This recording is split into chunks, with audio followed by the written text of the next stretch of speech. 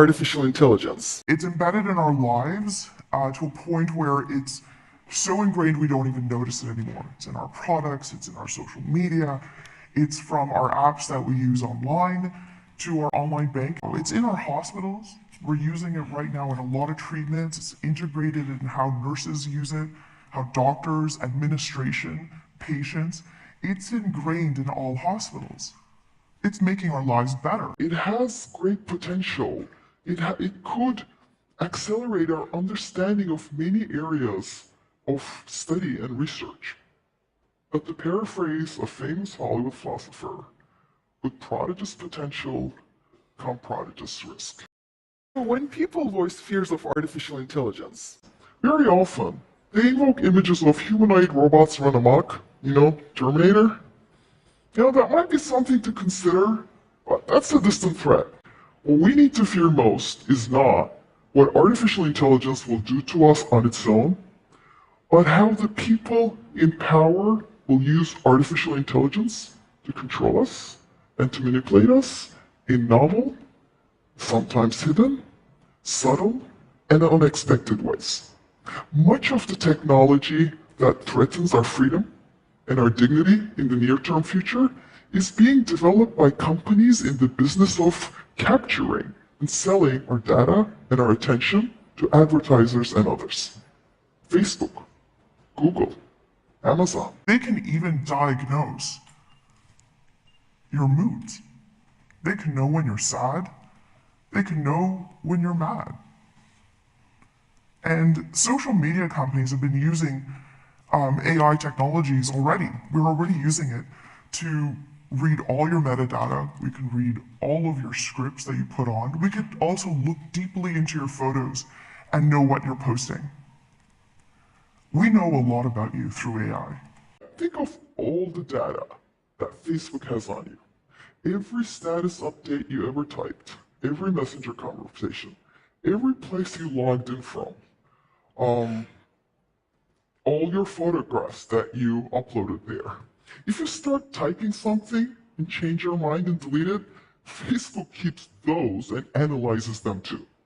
Increasingly, it tries to match you with your offline data.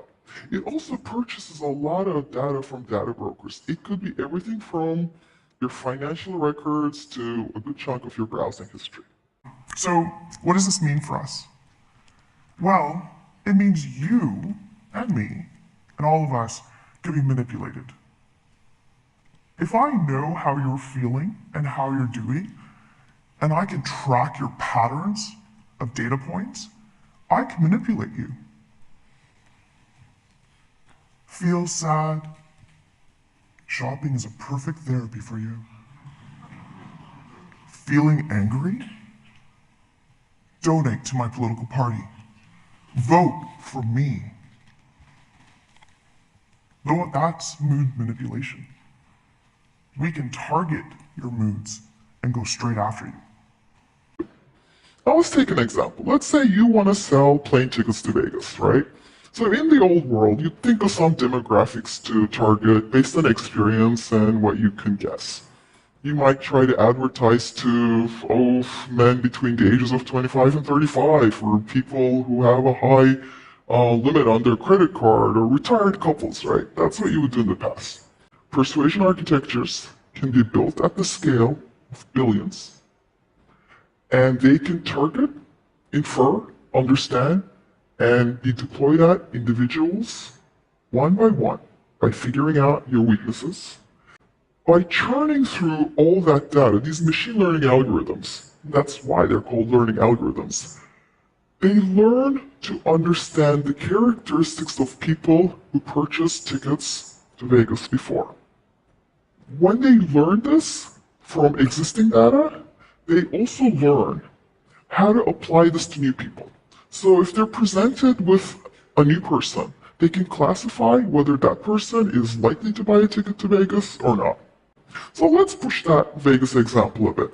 What if the system that we do not understand was picking up that it's easier to sell Vegas tickets to people who are bipolar and about to enter the manic phase?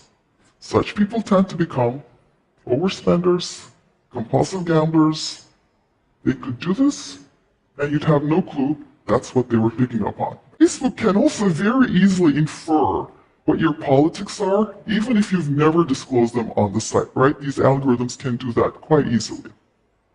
What if a platform with that kind of power decides to turn out supporters of one candidate over the other? The problem is, we no longer really understand how these complex algorithms work. We don't understand how they're doing this categorization. Not the programmers, and not anybody who looks at it, even if you have all the data, understand anymore how exactly it's operating. It's like we're not programming anymore, we're growing intelligence that we don't truly understand. The same algorithms that loose upon us to make us more pliable for ads are also organizing our political, personal, and social information flows. And that's what's got to change. I think we need an AI literacy revolution.